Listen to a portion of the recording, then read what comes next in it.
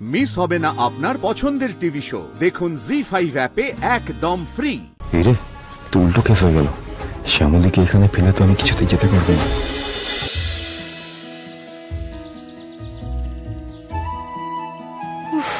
শান্তি। এবার শুধু স্যারের অপেক্ষা। কতক্ষণে আসবে কে জানে।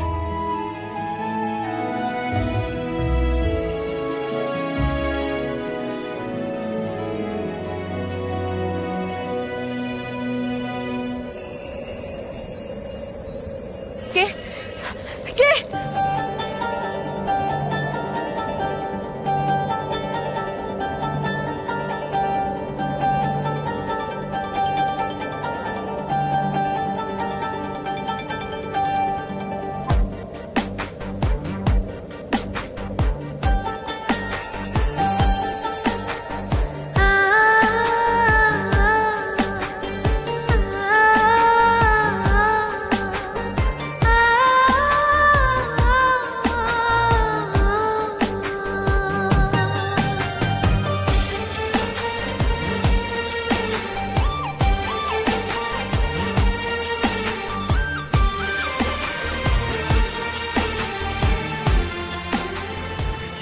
সারপ্রাইজটা কেমন লাগলো? হাই মা কাছে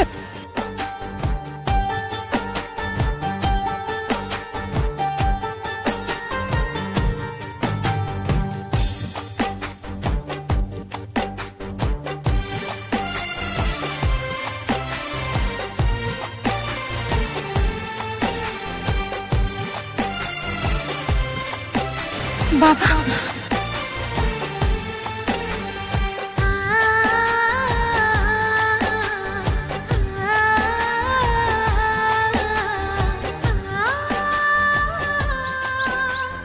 মারে, তোর সাথে যে এত দিন বাদে এইভাবে দেখা হবে আমি ভাবতে পারিনি রে, একদম ভাবতে পারিনি। দুটো বছর আমাদের সকলকে ছেড়ে রইলি কি করে বলতো তুই?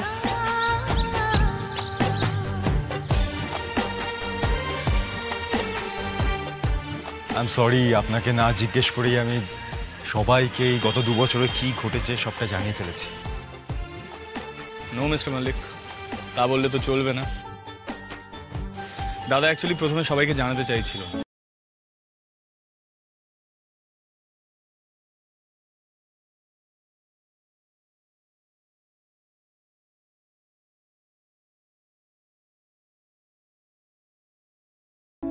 এক বেলার আলাপে তোমরা যে সবাই আমাকে এত ভালোবাসা দেবে, আমাকে আমাকে উদ্ধার করতে চলে আসবে, আমি সত্যিই ভাবতে পারিনি।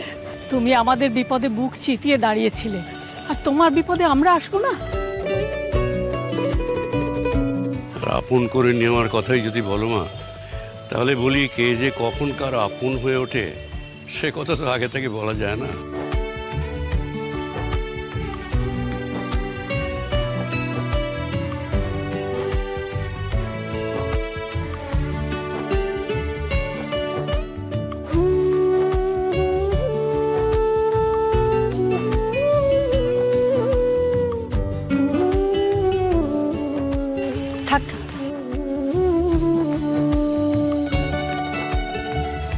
ম্যাডাম,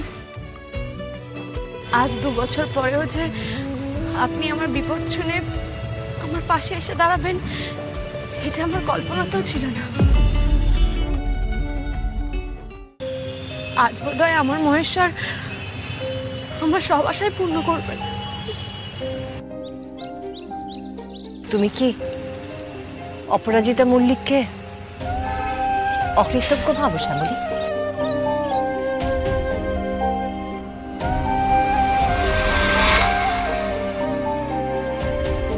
আবার সেই এক কথা কেন উঠছে বৌমা? না, শ্যামলী বলল না ও ভাবতে পারেনি আমি আসবো, তাই। শ্যামলী, তুমি আমাদের পরিবারকে বহুবার অনেক বিপদ থেকে বাঁচিয়েছো, আমাদের রক্ষা করেছো। আজ তুমি বিপদে রয়েছো, আর আমি আসবো না, তা হয় কখনো?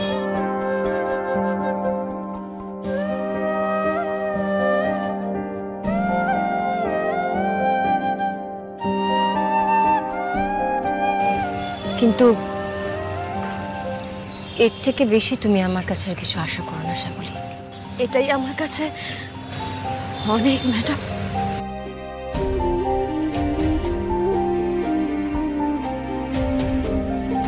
শ্যামলীদি, আমাদের বুঝি দেখতে পাচ্ছিস না? আমরাও আছি কিন্তু। আর আমাকে বোধহয় তুমি একটুও ভালোবাসো না, তাই না? বিয়ের দিন একবারও কথা বললে না পর্যন্ত।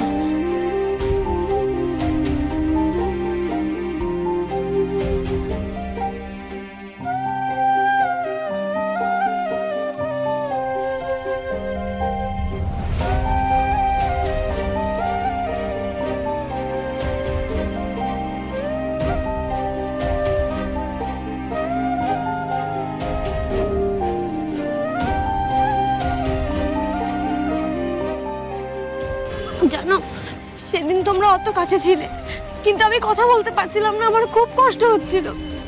আমার যে কি হচ্ছিল সেটা একমাত্র আমি আর আমার মহেশ্বরী জানে। তোমরা তোমরা ভালো আছো তো সবাই?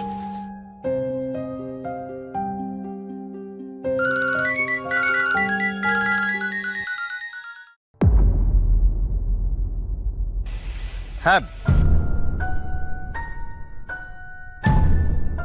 আরে 2 ঘন্টার রাস্তা, জোরে চালালে 1.5 ঘন্টায় পৌঁছে যাবে। আমি এসে গেছি তো, আর 15 মিনিট, আমি এক্ষুনি পৌঁছে যাবো।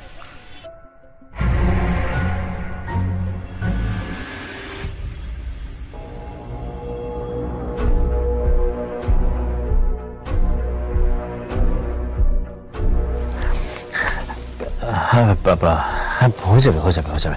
হ্যাঁ হ্যাঁ চন্দ্রাশিস বাবু, হ্যাঁ হ্যাঁ হ্যাঁ হ্যাঁ হ্যাঁ বলো, হ্যাঁ বলো কি সমস্যা? আমি না না, এটা আমি দেখছি, বলছিলাম যে আপনি তো হানিমুনে এসেছেন। হ্যাঁ, একা মানে ম্যাডামকে তো দেখছি না। আর বলো না ভাই, সকাল থেকে আমি এসে তো ব্যস্ত হয়ে পড়লাম। বর্ণমালা ঘরে বসে বসে বড় ছিল, তাই বললাম যে গিয়ে ওই রিসোর্টটা একটু ভালো করে ঘুরে দেখো। তুমি তুমি তুমি কাজ করো। এত কষ্ট করে বর্ণমালাকে নিয়ে হানিমুনে এসেছি, সব কি একবারে মাঠে মারা যাবে নাকি? ঠিক হয়ে গেছে, ঠিক হয়ে গেছে। হ্যাঁ হ্যাঁ ঠিক হয়ে গেছে। আমি কত চেষ্টা, thank you Aniket, thank you so much. Aniket, তুমি একটা কাজ করো, তুমি গাড়ি ধরে ফিরে যাও। হ্যাঁ, আর তোমার যাতায়াতের সমস্ত খরচা কোম্পানি বেয়ার করবে, ডোন্ট ওয়ারি। হ্যাঁ, থ্যাংক ইউ থ্যাংক ইউ।